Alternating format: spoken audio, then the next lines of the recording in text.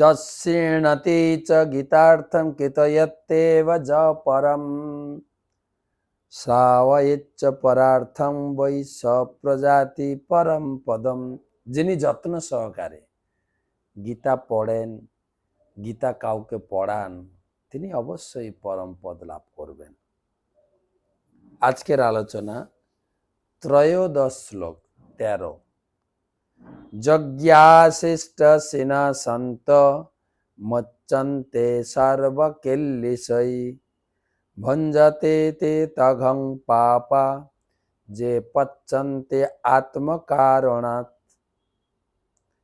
যজ্ঞাশিষ্ট সিনা সন্ত মচ্চন্তে সর্বকিল্লিশৈ ভমতে তে তঘং পাপা যে পচন্তে আত্মকারণাৎ।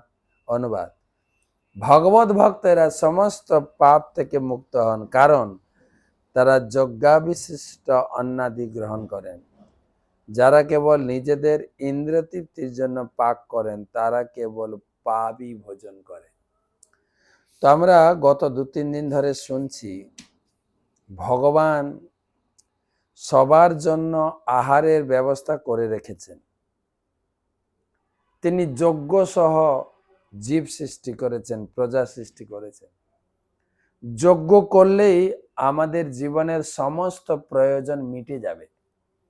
দেবতারা আমার যজ্ঞে খুশি হয়ে আমাদের প্রয়োজনীয় সমস্ত কিছু তিনি প্রদান করবেন। কিন্তু একটা শর্ত দিয়েছেন ভগবান, দেবতারা যা দেবেন দেবতাদের নিবেদন করে তুমি গ্রহণ করবে। এটা আমার মনে পড়ে গেল। এটা যখন বাড়িতে ছিলাম দেখতাম, যদি বাবা মায়ের জন্য একটা নতুন শাড়ি কিনে দিতেন, শাড়ি পরে বাড়িতে যত গুরুজন আছে, বাবা, দাদু, ঠাকুমা, সবাইকে প্রণাম করতেন। এটা একটা কালচার। যাদের কাছ থেকে পাবে তাদের কাছ থেকে তাকে অর্পণ করে গ্রহণ করবে। কিন্তু একটা প্রশ্ন করেছেন অনেকে, তাহলে আমরা যারা ভগবানের ভক্ত, আমরাও দেবদেবীকে নিবেদন করে খাবো?